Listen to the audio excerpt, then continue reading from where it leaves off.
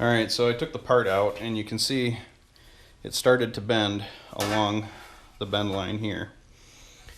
There just wasn't enough clamping force in the center to get this part started, so the outsides were good to go and started to bend. And aluminum, when it wants to bend, it like resists, and then finally gives, and it bends freely in a matter of speaking.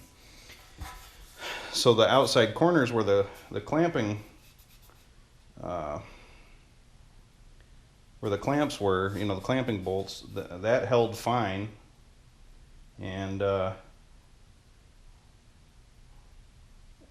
actually got the metal to start to bend, but right about here it bowed upward, and that's why this was pushing up. And you can see here, I don't know if you can see it too well in the video here, but there's galling marks right there. That's what a little stitch pattern looks like. Those are gall marks from this end of the bending arm. So I'm thinking maybe I'll throw some painter's tape or something down on that, but I've still got to address the clamping problem here. So I need more clamping pressure in the center. And I have no idea how I'm going to do that. I have a bottle jack I could try with some supports across the ceiling.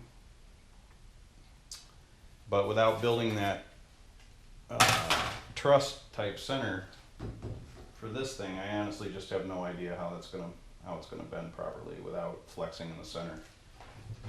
The other thing I could possibly do would be to just drill the clamping bolt hole through the center of it, and you know, then I've got a hole in my the center of my gear channel, which frankly probably doesn't matter that much, but I don't want to go drilling holes when I don't know where I'm going to need to start putting rivets and things like that. So really not sure how to do this. More later. Okay, we're back after a couple days worth of modifications to the brake, since I couldn't bend that the first time. So you can see here I've added a little bit of a leverage angle right here. I originally had my 3-inch piece but removed it so that I could bend some of these channels.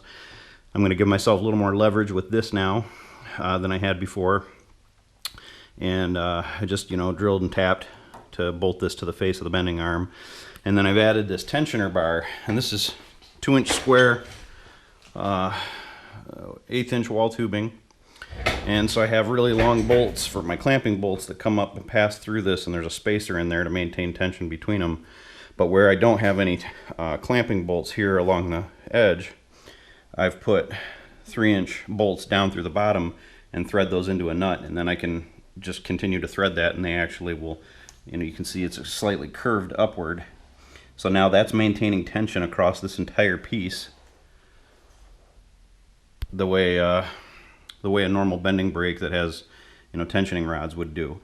So we're going to give this a shot. Hopefully now this has got plenty of leverage and clamping force. The reason this wouldn't bend in the center before is because it was buckling up with no tension, and that's why the ends would bend over here, because I had the clamping bolts on either side of it flanking it, but not anything in the center. So we're going to see if we can get this to bend.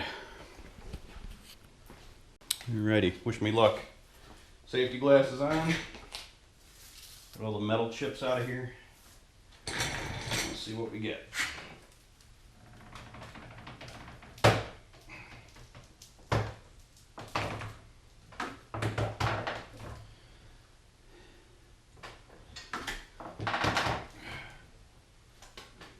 I think that did it.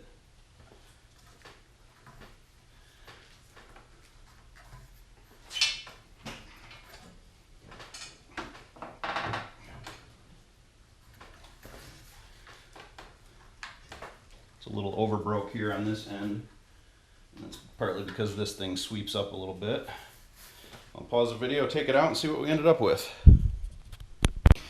Alright, so there's the first bend, after the flanges, of course, were bent up. Bent very nicely. A little bit of strain in the center. I think it's actually just a slightly wider radius in the center, but that's normal even on factory bent parts. You run into that. So I do have a little bit of tightening up.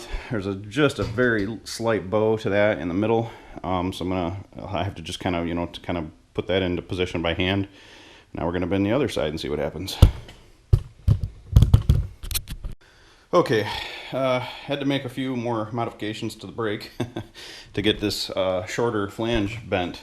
When I had it overhanging the bending arm here, it was resting on these pieces, and so when I was tightening it down, it would buckle right here where it was contacting it. So I had to take these off and shorten them, and now we're good there. The other thing I had to do was remove any of my little leverage helpers that I had bolted to the face of the bending arm. You remember I had a 3-inch angle for the larger pieces and then a 1-inch angle that I added to bend the other side of this. Well, this overhang is, there's no room to have another 1-inch channel. I could probably do it with a 3/4 inch channel, but I don't have any 3/4 inch, or a 3/4 inch angle, but I don't have any 3/4 inch angle. So I'm hoping that this 5/8 slab bending arm has enough leverage and doesn't just slip up underneath it when I go ahead and bend it. If it does, I'm going to be probably going back to the metal company and seeing if I can get a 3/4 inch angle. I do have some aluminum angle left over that I might be able to use for that, but we'll see. Anyway, here we go. This is hopefully the last bend on this. I've got these 2 clamping bolts tightened down as hard as I can.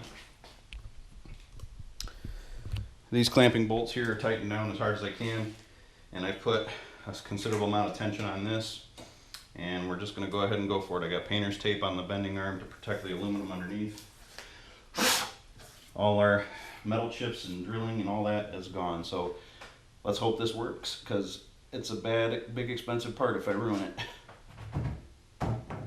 Nope, it's going to slip. So I'm going to have to bolt some 3/4 inch angle underneath that, it looks like. All right, we'll come back after that.